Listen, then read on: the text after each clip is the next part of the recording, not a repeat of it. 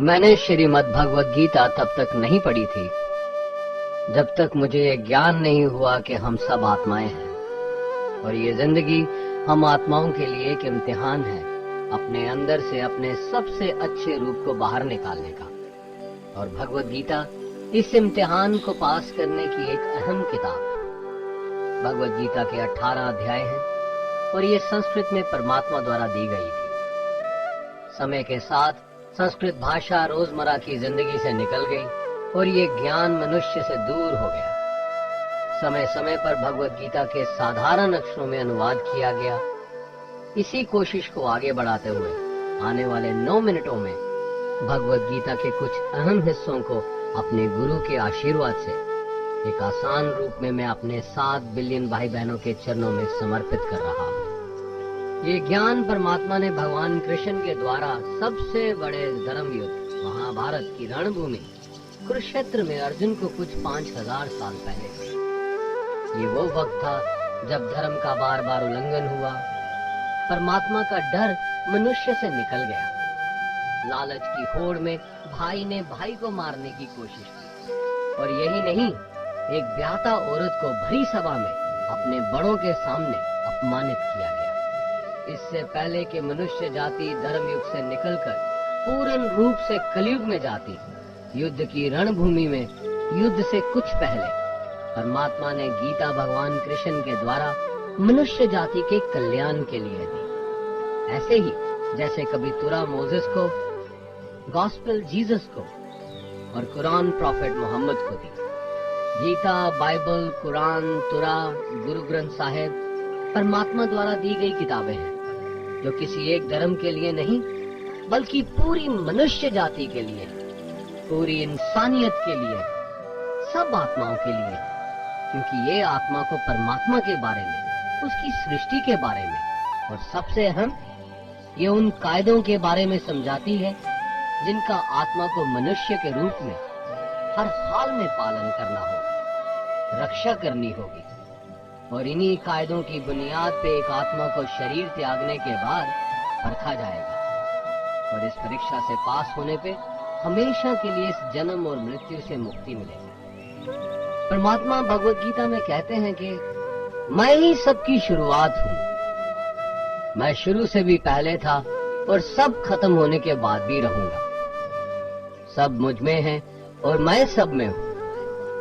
जो भी तुम छू सकते हो, देख सकते हो, चख सकते हो या सुन सकते हो, वो सब मैं हूँ।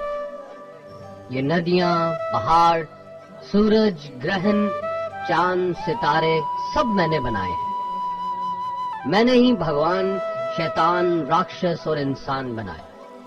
मैं सर्वव्यापी हूँ, सब में रहता हूँ, सब में मैं हूँ, मैं ही हूँ। मैं ही ब्रह्मा बन के सब बनाता हूँ और रुद्रा बन के सब नष्ट कर देता हूँ। मैं ये सृष्टि यूं ही बनाता और तोड़ता रहूंगा ताकि आत्माओं को मौके मिल सके इस जन्म और मृत्यु से एक दिन मोक्ष पाने को, हमेशा के लिए परमात्मा के साथ रहने को। भगवद गीता कहती है कि इस सबसे बड़ी परीक्षा के लिए परमात्मा ने प्रकृति का निर्माण 5 तत्व हवा, अग्नि, जल, पृथ्वी और ईथर से किया, जिन्हें हम छू के, चख के, सूंघ के, देख के समझ सकते हैं। पर खुद परमात्मा इन 5 इंद्रियों की समझ से बाहर है। उन्हें आत्मा इन इंद्रियों से नहीं जान सकती। आत्मा 5 इंद्रियों के साथ वैसे ही है जैसे एक लोहे का रोबोट जिसे अपने बनाने वाले का कोई पता नहीं। अर्जुन को भी परमात्मा का विराट रूप देखने के लिए भगवान कृष्ण ने दिव्य नेत्र दिए।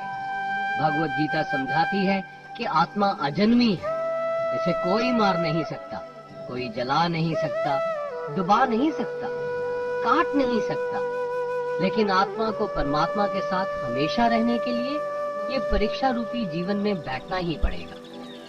इस परीक्षा के लिए परमात्मा से बिछुड़ के आत्मा को पृथ्वी पे किसी न किसी रूप में जन्म लेना पड़ता है और 88 करोड़ जोनियों को जीने और भोगने के बाद एक आत्मा को मनुष्य का शरीर और दिमाग मिलता है, सबसे बड़ी मर्यादाओं की परीक्षा में बैठने के लिए।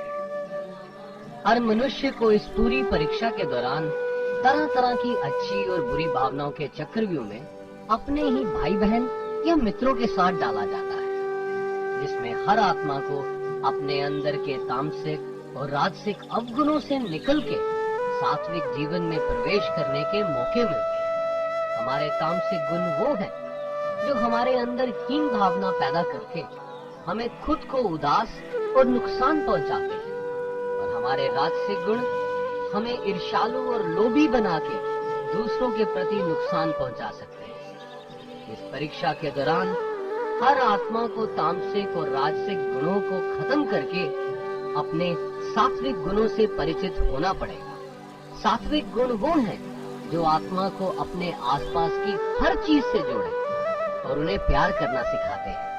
परीक्षा के दौरान हर आत्मा को जीवन के चारों स्तंभ धर्म, अर्थ है। हर आत्मा अपने हर जीवन काल में अपने पृथ्वी पे होने का अर्थ या मूल कारण समझेगी। इस जिंदगी में भोगने वाली चीजें और रिश्तों का आनंद लेगी।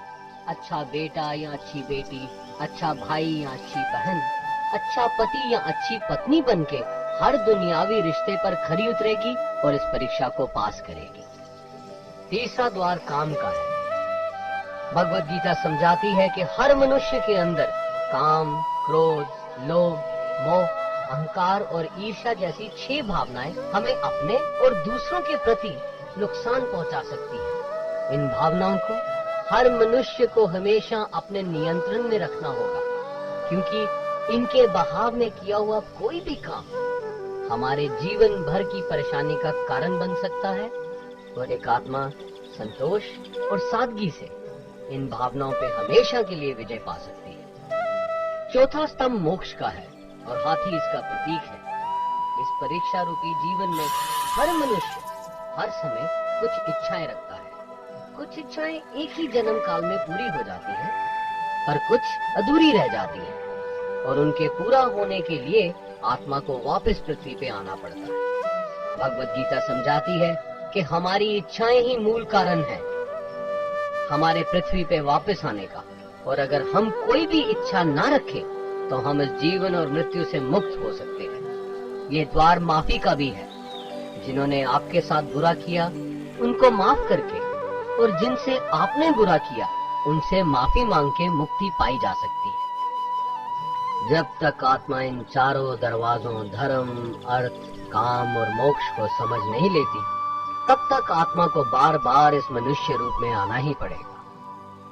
परीक्षा का समय खत्म होते ही आत्मा शरीर और अन्य सब वस्तुओं का त्याग कर देती है। जो भी संसार में रहकर बनाया वो अब किसी और का होगा, और आत्मा अपने कर्मों के फैसले के लिए चली जाती है। आत्मा के अच्छे बुरे कर्मों का हिसाब होता है।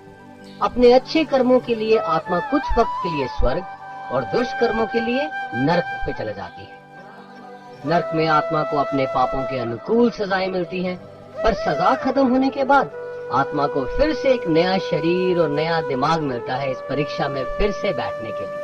और हर परीक्षा में वही सब फिर दोहराया जाएगा, जिंदगी के 4 स्तंभ धर्म, अर्थ, काम और मोक्ष को समझने के लिए। हर जन्म में अपने कई जन्मों के कर्मों के हिसाब से हर आत्मा को कभी अच्छे और कभी बुरे हालातों से जाना पड़ता है, लेकिन जब तक आत्मा परमात्मा के साथ योग को नहीं समझ लेती वो मुक्ति नहीं पा सकती। भगवत गीता समझाती है कि मनुष्य अपने शरीर, दिमाग या दिल से भगवान को पा सकता है। शरीर द्वारा किए कर्मों के माध्यम से परमात्मा को पाने को कर्म योग कहते हैं। ऐसे कर्म जो परमात्मा की इच्छा से हो और दूसरों के कल्याण के लिए हो। वाल्मीकि ने रामायण लिख के, श्रवण ने अपने माता पिता की सेवा और उन्हें 4 धाम की यात्रा करवा के, मदर टेरेसा ने अपने प्यार और सेवा के माध्यम से, और मैडम क्यूरी ने वैज्ञानिक खोज में अपने जीवन का बलिदान देके अपने कर्मों द्वारा परमात्मा को पाया। भगवत गीता समझाती है कि एक आत्मा दिमाग से भी परमात्मा के साथ योग लगा सकती है। इसे राजा योग कहते हैं, क्योंकि दिमाग या मस्तिष्क सब इंद्रियों का राजा है। एक मनुष्य अपनी आस्था, सांस प्रणाली, आसन, अभ्यास साधना और तपस्या से परमात्मा को इस योग के रास्ते पा लेता है।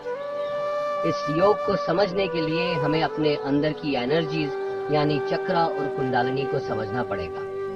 आत्मा मस्तिष्क से मेडिटेशन या ध्यान लगा के परमात्मा के साथ योग लगा सकते हैं। शंकराचार्य, स्वामी परमहंस, स्वामी विवेकानंद और उनके जैसे कई योगी इस योग के रास्ते परमात्मा के साथ संधि लगा पाए।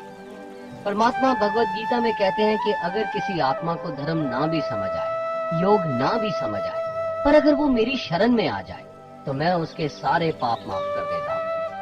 परमात्मा को ऐसी दिल की गहराइयों से पुकार के पाने को भक्ति योग कहते हैं। चैतन्य महाप्रभु, मीराबाई और भगवान हनुमान इस योग के सबसे बड़े उदाहरण हैं।